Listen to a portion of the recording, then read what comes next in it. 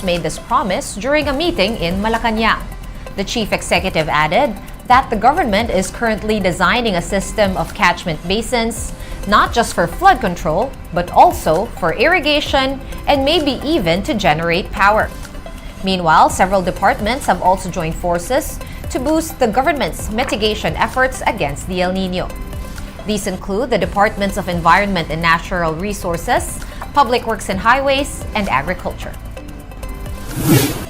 And Maynilad has been instructed by the water regulator to keep water service interruptions to a maximum of 11 hours. The Metropolitan Waterworks and Sewerage System, or MWSS's spokesperson Patrick Dizon noted, this is on the back of reduced allocation from the Angat Dam as its water level continues to drop. We instructed the Maynilad that they will have to have 9 to maximum of 9 to 11 hours of interruption only. Okay. So that's basically lesser from the interruption that was experienced by 1.5 million customers on April. Right now, based from our instruction to Maynila, pinaba na po nila yung magiging interruption or affected na customers into 591 na lang. Dizon also reiterated that water concessionaires will be penalized if complaints on service interruptions are not addressed within 15 days. Since we receive a lot of complaints from the social media, we need to act on this one. So that's why, based from this IRR, if someone reported na mayroon mga inconvenience sa kanilang lugar, so they need to resolve it within 15 days after they will receive this notice of violation from the regulatory office. So if not found non-complying dito sa kanilang aming agreement with them, they will be fined and penalties accordingly. And cheaper well-milled rice is now available in select stores around Metro Manila. The rice is priced at 38 pesos per kilogram. This initiative is by the Philippine Rice Stakeholders Movement, or PRISM, as a reprieve for consumers amid the high price of the staple. Various stakeholders, such as traders and millers, are reportedly shouldering the expenses for logistics and retailer markups. The 38 peso per kilo rice is also available at Kadiwa stores. But customers are limited to a maximum purchase of 5 kilos per head in order to prevent hoarding. On that note, the National Irrigation Administration, or NIA, is appealing to all Filipinos to not waste rice and other food items to avoid unnecessary wastage. Malaki po yan kasi nababasa po natin data, umaabot pa nga ho ng up to 20% yung wastage po natin sa pagkain. Sana tumulong din yung ating mga kababayan na magtipid at huwag mag-agsaya po ng pagkain. We have more stories for you after this quick break. Keep it here on One News.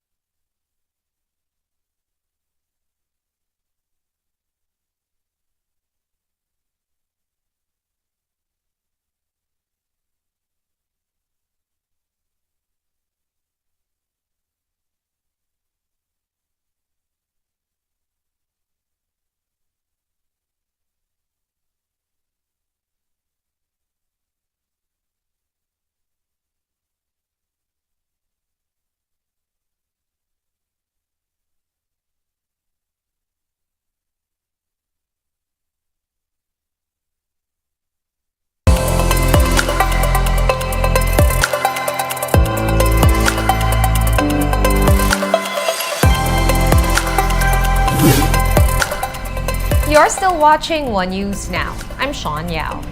The Commission on Audit has flagged the Philippine Coast Guard for buying a 7.8 million peso bulletproof SUV for its commandant, despite a ban on the purchase and use of luxury vehicles. COA noted that the purchase of the bulletproof SUV lacked prior approval from the Budget Department. However, the PCG explained that the vehicle was deemed as necessary to ensure the safety of their commandant. State auditors still question this though, pointing out that the Coast Guard already has over 400 service vehicles. And here is a quick look at today's other top stories. Pag-asa has detected a low-pressure area some 575 kilometers east of Verac, Catanduanes. Nearby areas like the Bicol region, northern Samar, eastern Samar, and Samar should expect cloudy skies with scattered rain showers and thunderstorms. Meanwhile, Metro Manila is expected to experience partly cloudy to cloudy skies with isolated rains brought about by localized thunderstorms. And the Philippines has so far registered close to 61% of SIM registration just a couple weeks ahead of the deadline.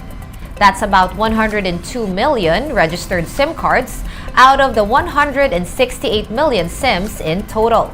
The DICT is urging those who have yet to register their SIMs to do so on or before July 25.